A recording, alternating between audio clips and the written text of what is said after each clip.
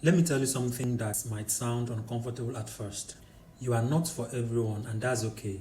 One of the hardest lessons in life is realizing this truth. The more you try to please everyone, the more miserable and drained you will become.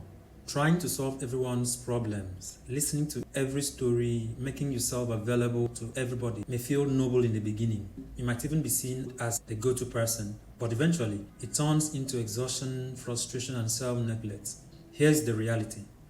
You were not created to please everyone, and not everyone deserves access to you. The more you try to be friends with everyone, the more stressed and unhappy you become because you are pouring yourself into places you don't belong. That's why it is so important to define your circle.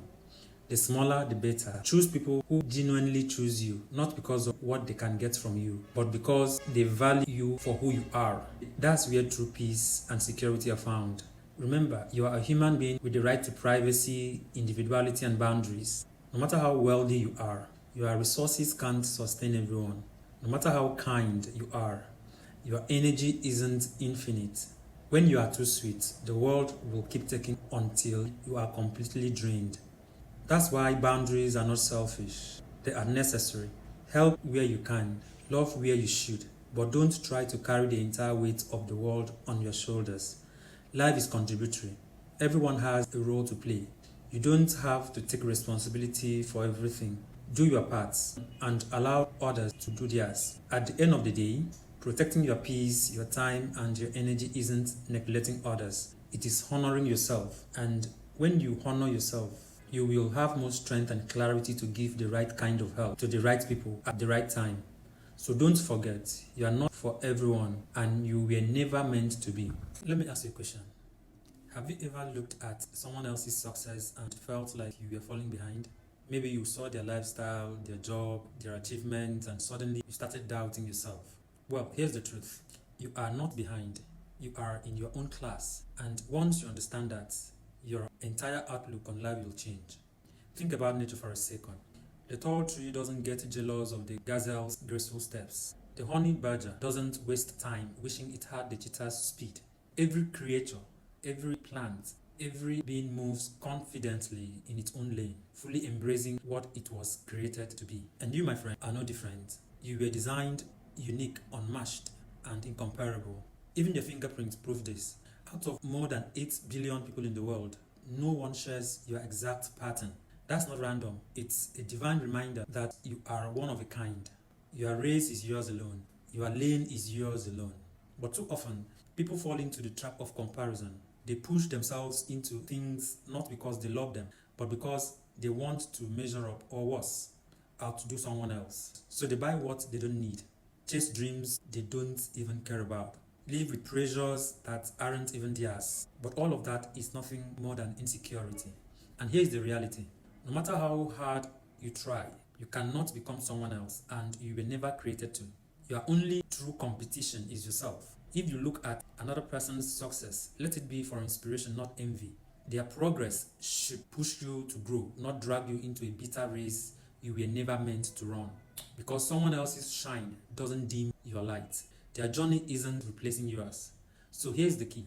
Stay in your lane. Strive for excellence, but don't lose yourself trying to live someone else's story.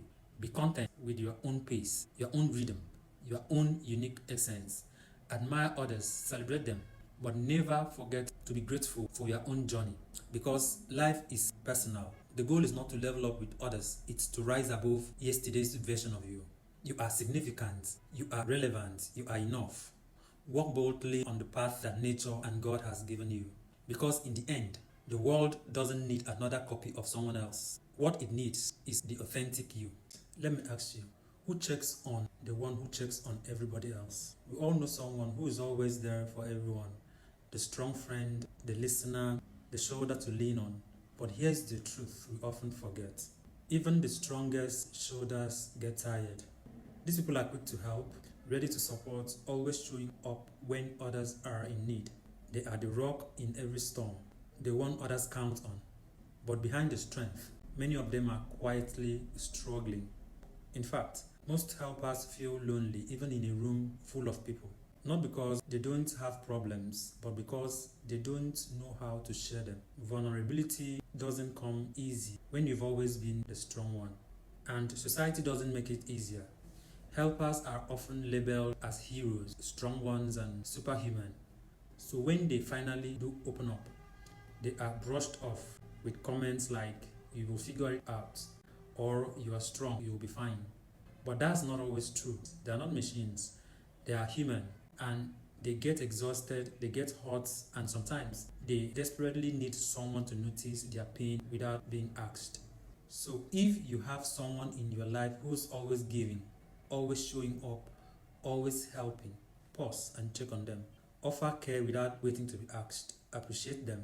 Listen to them. Remind them that they don't always have to be strong, because even the helpers need help too.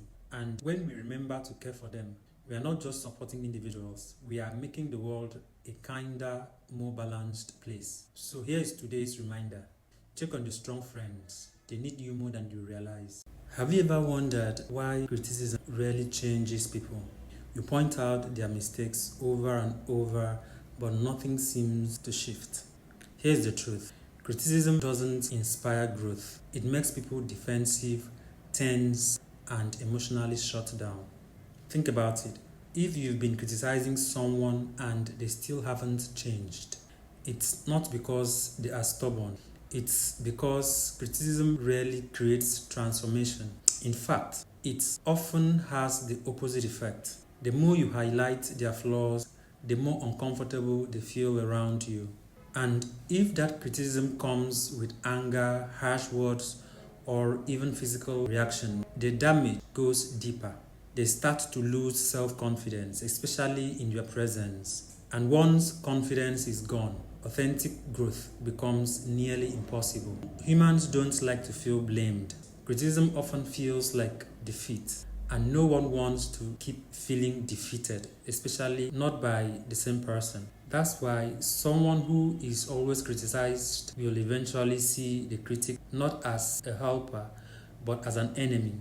They stop improving, they build walls, and with time, they withdraw emotionally, sometimes even physically. Trust breaks and loyalty fades. Now, this doesn't mean we ignore mistakes. It means the way we correct them matters. Correction delivered with arrogance, superiority, or condescension shuts the door to growth. But when it is offered with patience, kindness, and empathy, it opens the door to real lasting change.